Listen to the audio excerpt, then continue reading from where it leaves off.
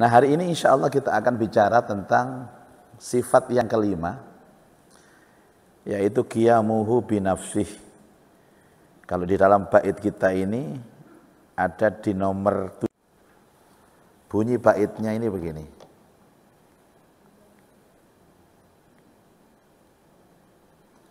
Bismillahirrahmanirrahim. Wa qa'imun ghani wa wahidun wahai qadir muridun alimun bi kulli syai'. Wa qa'imun ghani wa wahidun wahai qadir muridun alimun bi kulli syai'. Wa qa'imun ghani wa wahidun wahai qadir muridun alimun bi kulli syai'. Wa qa'imun ghani wa wahidun wahai qadir muridun alimun bi kulli syai'. Kula nggih balan-balan ngeten diapal, Pak. Sakjane ngeten iki ditambahi apal-apalan nggih eco nggih Pak Bu nggih. Jadi setiap ketemu ngeten iki setoran sak bait ngeten nggih. Napa setuju napa mboten, Bu? Alhamdulillah Kak setuju, Ustaz. Ane adik ngaji apal-apalen tak jamin ulan ngarep gak ono sing ngaji. Mari jamaah wiritan kula enten acara, nggih. Ngapunten ngeteraken maratuwa, ono ya alasane. Wa qaimun, dan Allah berdiri sendiri. Ini nanti kita kaji. Ghaniyun, Allah Maha Kaya. Qaimun ghani. Allah berdiri sendiri dan Allah Maha Kaya. Niki namanya qiyamuhu binafsih. Wa wahidun, Allah Maha Esa, Allah Maha Tunggal. Wahai, Allah Maha Hidup. Qadirun, Allah Maha Berkuasa. Muridun, Allah Maha Berkehendak. Alimun bikulli syai', dan Allah Maha tahu atas segala sesuatu. Jadi dalam bait ini Pak, ada beberapa sifat Allah. Satu, qaimun ghani atau qiyamuhu binafsihi. Yang kedua, wahid, wahdaniyat. Maha hayyun, hidup. Kemudian qadirun, berkuasa. Muridun, berkehendak. Alimun, maha tahu. Nanti kita secara bertahap kita akan pelajari. Allah berdiri sendiri dan Allah maha kaya. Qiyamuhu, berdirinya Allah, binafsihi, dengan zatnya sendiri. Kebalikannya sifatnya ihtiyaju li ghairih. Artinya Allah tidak butuh siapapun. Allah tidak butuh siapapun. Allah qiyamuhu binafsihi. Allah punya kekuasaan sendiri dan tidak butuh siapapun. Allah Maha Kaya. Saya tulis Bapak Ibu.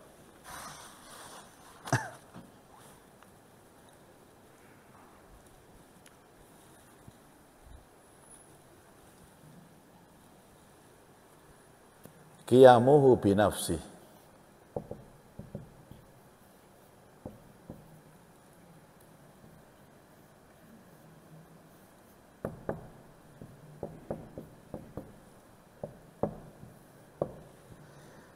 Bapak Ibu, bahasa orang memiliki sesuatu, mempunyai sesuatu dan tidak butuh siapapun itu kan istilahnya mandiri Bapak Ibu. Dan mandiri itu dalam bahasa kita selalu dikatakan berdiri di atas kakinya sendiri. Jadi orang itu kalau berdiri menunjukkan biar dia punya kemampuan. Misalkan ada seorang perempuan yang ditinggal wafat sama suaminya, anak yatimnya ada 5. Tapi akhirnya dia bisa menghidupi atau bekerja untuk menghidupi anak-anaknya ini. Dia mengatakan, dia itu hebat ya, bisa berdiri sendiri di kakinya. Makanya kata-kata qiyam. Bukan berarti Allah itu berdiri Bapak Ibu. Nanti konotasinya Allah itu punya kaki dong. Itu kalau pakai logika. Makanya di dalam ilmu tauhid ini logikanya sementara ditanggalkan dulu. Ada dalil nakli, ada dalil akli. Tapi itu ada prosesnya. Jadi yang dimaksud qiyamu binafsi itu Allah tidak butuh apapun. Baik dalam zatnya Allah,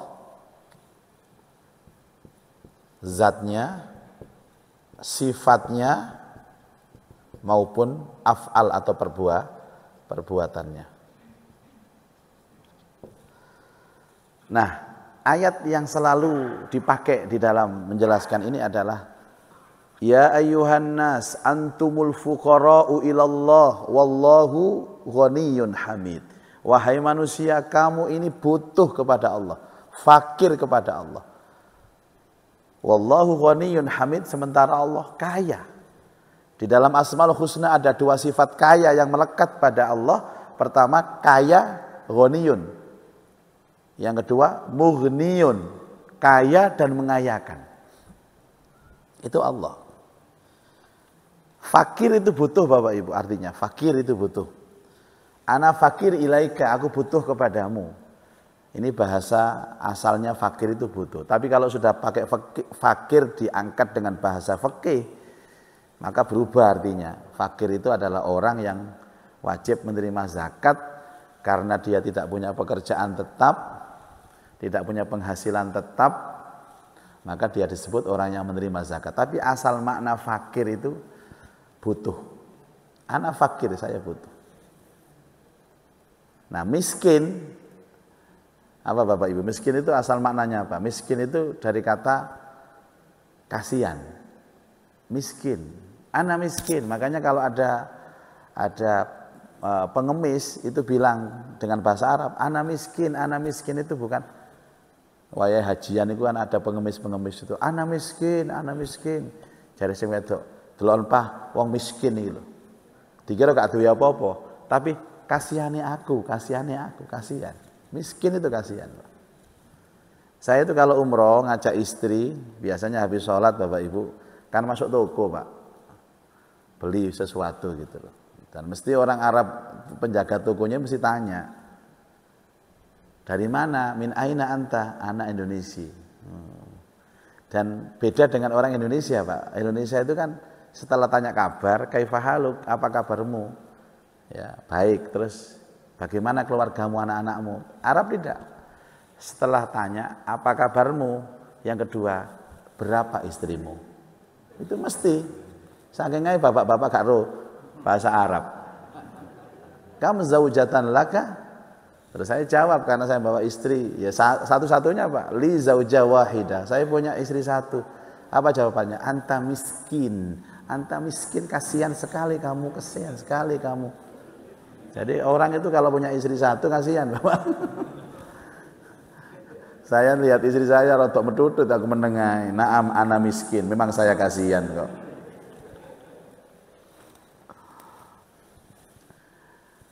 Beda dengan manusia, Pak. Manusia itu mungkin punya kemampuan, punya kemandirian, tapi dia tetap butuh dengan orang lain. Sehebat-hebatnya orang, dia butuh orang lain. Tapi Allah tidak butuh. Ya, zat Allah tidak butuh kepada yang lain. Sifat Allah tidak butuh kepada yang lain. Pekerjaan Allah tidak butuh kepada yang lain. Maka kalau kita ingin supaya bisa membandingkan ya antara kholik sama makhluk. Pertama Bapak Ibu, kalau Allah menciptakan sesuatu, Allah tidak butuh pihak lain untuk menciptakan. Cukup dengan kun fayakun. Kalau kita membuat sesuatu, butuh Bapak Ibu. Jangankan urusan besar, urusan masjid yang besar begini. Tidak ada orang bikin masjid. Kemarin saya ketemu teman, saya ini Pak, sudah bikin masjid itu 12 se-Indonesia ini. Ada salah satu pejabat ketemu saya. Kulo niki sampun damel 12 masjid di seluruh Indonesia. Dia bilang, saya telah membuat 12 masjid. Maknanya apa? Ya mungkin ide pembuatan itu dia, hanya idenya Pak. Tapi sing bangun yo gak dheke. Sawangane, saya sudah membuat 12 masjid, koyok sapa ae. Ndak bisa Bapak Ibu. Bangunan ini ya butuh tukang. Tukang itu pun dengan berbagai macam keahlian. Mulai dari pondasi itu ada tukangnya sendiri. Masang keramik itu beda Bapak Ibu dengan yang tukang pondasi. Nah, kemudian nempel-nempel apa kayu-kayu ini beda lagi tukangnya ini Pak. Apalagi terus ada ornamen-ornamen seperti ini. Jadi masjid ini terbangun atas apa? Kerjasama sekian ratus kemampuan manusia di sini Pak. Dan Allah tidak seperti itu. Allah tidak butuh ketika menciptakan apapun. Setelah sempurna baru dikasih AC. Ayo sampean kongon sing masang keramik sampean telepon. Pak, sampean lak wingi masang keramik ya, tolong AC ini pasangan. Kula mboten ngertos masalah AC, Pak. Enggak bisa. Kemampuan kita terbatas. Nanti kan ada makanya begini, Pak. Qiyamuhu binafsihi itu nanti melekat pada sifat-sifat setelahnya yang satu bait.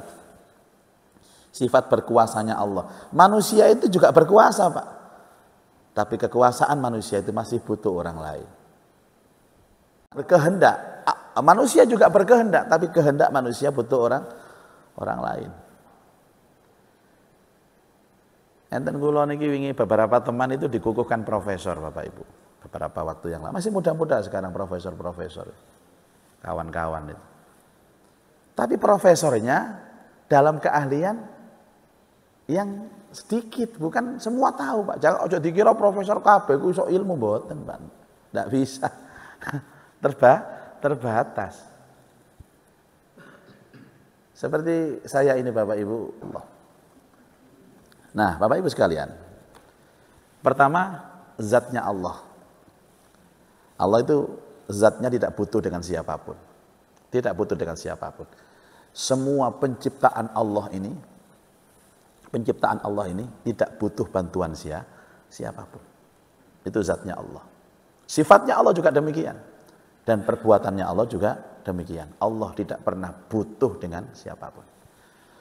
Para jamaah, nanti itu ada sifat setelah ini namanya wahdaniyah. Makanya tauhid itu kan perlu dipelajari, tapi tauhid itu juga perlu diwirid Bapak Ibu. Sebagaimana setiap kali kita sholat itu wajib untuk wiridan tauhid. Apa itu? La ilaha illallah wahdahu la syarikalah. Tidak ada Tuhan kecuali Allah, Maha Esa Allah, wahdah. Tidak ada sekutu bagi Allah, Maha Esa, la syarikalah. Di dalam keterangan tidak ada sekutu bagi Allah itu, Allah tidak butuh kepada siapapun. Tidak butuh tempat, dan tidak butuh apapun yang mengadakan. Tidak butuh. Dan Allah tidak butuh proses. Allah tidak butuh tempat, Allah tidak butuh yang mengadakan, Allah tidak butuh proses. Ini yang berbeda dengan makhluk. Kita lanjutkan kembali. Allah tidak butuh tempat, Allah tidak butuh yang mengadakan, Allah tidak butuh proses. Sementara makhluk sebaliknya. Pasti butuh. Sakjane ketika kita melihat alam semesta ini Bapak Ibu, njenengan nanti mikir ta. Lah ya sing ngrewangi Allah sapa ya? Sakmene kae apa jenenge? Napa gawe ciptaan sing koyo ngeten kathah. Enten sing takon ngeten. Lho bagaimana dengan pembantu-pembantu Allah yang namanya malaikat itu Bapak Ibu? Apakah menunjukkan bahwa Allah itu membutuhkan tenaga mereka? Tidak. Karena malaikat juga ciptaan Allah. Malaikat ini ribuan, bahkan jutaan Bapak Ibu. Di setiap ciptaan Allah itu diciptakan juga malaikat. Jadi setiap Allah menciptakan makhluk itu Bapak Ibu, Allah menciptakan malaikat untuk menjaganya. Contoh, Allah menciptakan laut. Allah menciptakan malaikat penjaga laut. Nanti ada keterangan tentang iman kepada malaikat. Allah menciptakan gunung, Allah menciptakan malaikat yang menjaga gunung. Jadi sama-sama ciptaan. Bagaimana Allah itu butuh kepada ciptaannya sendiri? Kan bukan mungkin. Lu kan itu membantu Allah. Ia membantu agar kita ini tahu bahwa Allah punya malaikat yang tugasnya seperti ini. Bukan tugasnya membantu Allah. Memang Allah menciptakan malaikat beserta tugasnya. Seperti hanya Allah menciptakan kita beserta pekerjaannya. Ibu-ibu rada bingung rupane nggih. Bingung, Bu. Kula nggih bingung kok, Bu. Mboten nggih pelan-pelan mawon. Wallahu khalaqakum wa ma ta'malun. Allah menciptakan kamu dan pekerjaan kamu. Saya tanya Bapak Ibu, sing ndadekno kula niki sinten? Allah. Sing ndadekno kula ngomong niki sinten? Allah. Ketika ngomong tangan kula gerak-gerak ngeten sing dadosaken sinten? Allah. Niki mboten karep kula niki karepe Allah. Kalau kemudian ada orang mengatakan saya akan membela agamanya Allah. Terus ada yang mengatakan memang agama Allah perlu dibela, tidak. Kalau kamu membela agamanya Allah itu menjadi ibadahmu, menjadi pahalamu, menjadi jihadmu. Nanten lho. Kalau niki nek ngomong teng bojo ngeten, aku iki gak nuntut apa-apa nang awakmu. Tapi nek sampean niku iso apik nang aku, sampean ganjarane akeh. Jadi sampean misalnya aku gak sampean masakno ya gak apa-apa. Wong warung akeh sing buka. Tuku nang warung po. Terus aku gak sampean setrikakno kelambiku gak apa-apa. Laundry akeh. Terus sing nomor 3 niku sing ndek kaget Bapak Ibu. Sampe gak gelem melayani aku, ya gak apa-apa. Nang njaba rondo akeh. Baru ngamuk ngoten niku, Pak. Mau bahas kelambi gak ngamuk, bahas napa panganan gak ngamuk, kene rondo langsung mencak-mencak bojo kula niku.